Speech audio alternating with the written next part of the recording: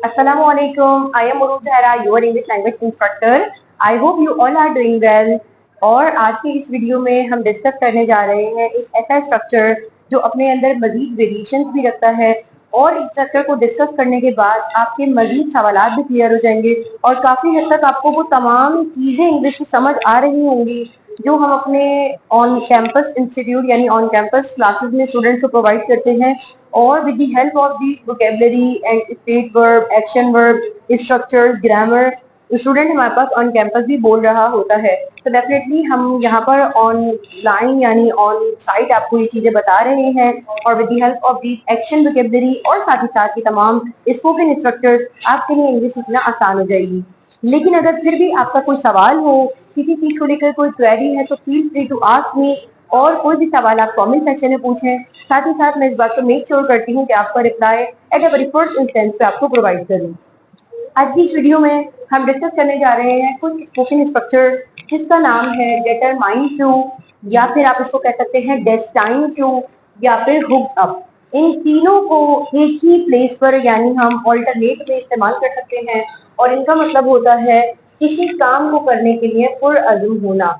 जैसे कि अगर हम कहते हैं किसी काम को करने के लिए आप पुरअज़्म है, आपका इरादा है, आपकी चाहत है, आपका इम्कान है, आपका इरादा है, लॉन्ग टर्म है, शॉर्ट टर्म है या फिर आपके कोई वादे वगैरह हैं किसी काम को करने के लिए, देन आप डिटरमाइन टू का इस्तेमाल करते हैं।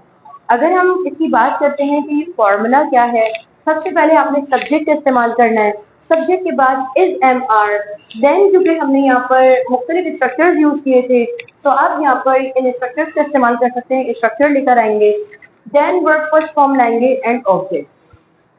अगर हम मुख्तलिफ एग्जाम्पल्स की बात करें, they are determined to do their graduation, वो लोग अपनी ग्रेजुएशन करने के लिए पुरअज़्म है। They are determined to do their graduation.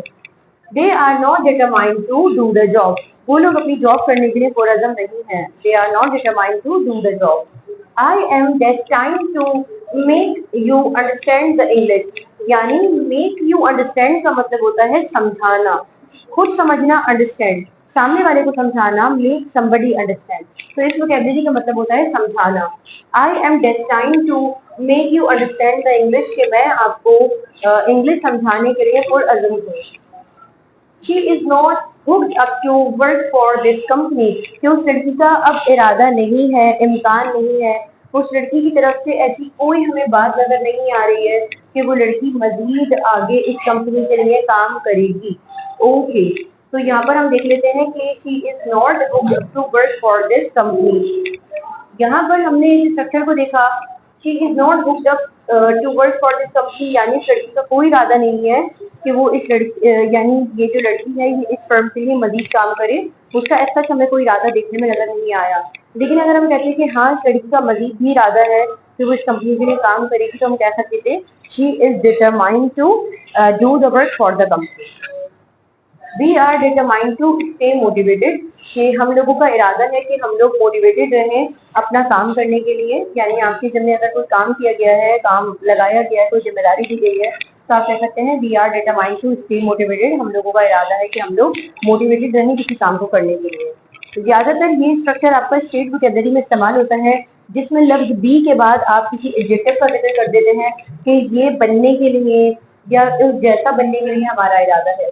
तो यहाँ पर हम कुछ एग्जाम्पल्स को वर्बली भी डिस्कस कर लेते हैं, कर सकते हैं, देन उसके बाद फिर हम आगे कुछ न्यू वोकैबुलरी आपके साथ शेयर करेंगे। अगर हम कहते हैं कि मेरा इरादा है कि मैं मैनेजर बन जाऊं, I am determined to become manager. अच्छा, लेकिन अगर हम कह देते हैं कि हम लोगों का इरादा है कि हम सुपर पावर बन जाए, we are determined to become super power, we are hooked up to become super power. लेकिन यहाँ बिकम की बात हम लगा रहे हैं बनने के लिए।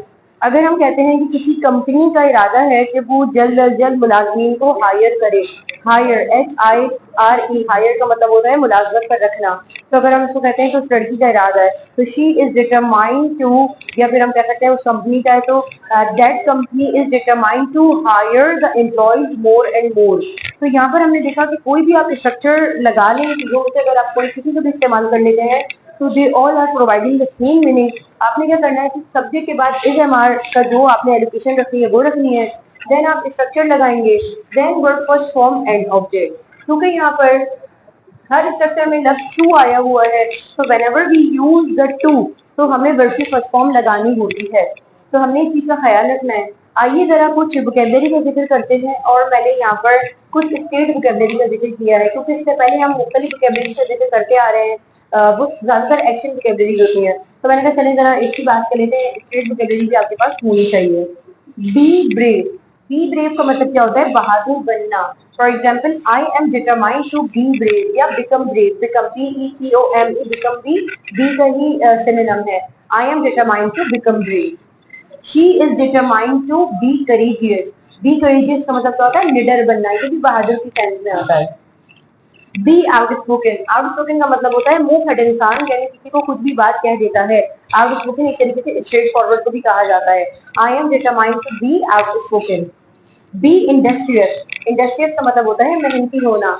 आई am determined to be industrious more, या you are determined to be industrious more. They are hooked up to be industrious more.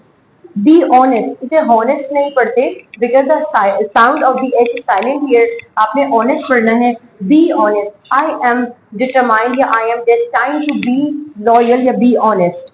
B reasonable. Reasonable का मतलब होता है समझदार होना या बनना। Actually we are hooked up to be reasonable. Reasonable का मतलब होता है समझदार इंसान या माकूल इंसान। जैसे हम किसी को कहते हैं कि इंसान बनो, तो यहाँ पर भी हम ये वोकैबुलरी लाएंगे, बी रीजनेबल। हम ये नहीं कहेंगे कि be a man, no, be reasonable. Be reasonable का मतलब क्या है कि माकूल इंसान बनो, कोई इंसानों वाली बात करो। बी लॉयल यानी वफादार बनना। I am determined to be loyal. तो आई होप आपको ये वीडियो पसंद आई है, ये वीडियो समझ आई है। अगर इस वीडियो से रिलेटेड आपका कोई भी सवाल है, आप कमेंट सेक्शन में पूछें एंड इंशाल्लाह आपको फौरन जवाब दिया जाएगा। और साथ ही साथ अगर आपको वीडियो पसंद आई है तो लाइक एंड शेयर कर दें, हमारे चैनल को सब्सक्राइब कर दें और बेल आइकन को प्रेस कर दें, ताकि हर वीडियो आपको पहले मिल सके। और हमारे साथ इंग्लिश सीखते रहिए, because you are determined to speak English and I am determined to upload the lectures in order to make you understand the English. तो आई होप आपको वीडियो अच्छी लगी है, और I am really thankful to you because you are watching us from the different region. तो मुझे इजाजत दीजिए, फिर आपसे दोबारा मुलाकात होती है एक नई वीडियो में। अपना ख्याल रखिएगा। अल्लाह हाफिज।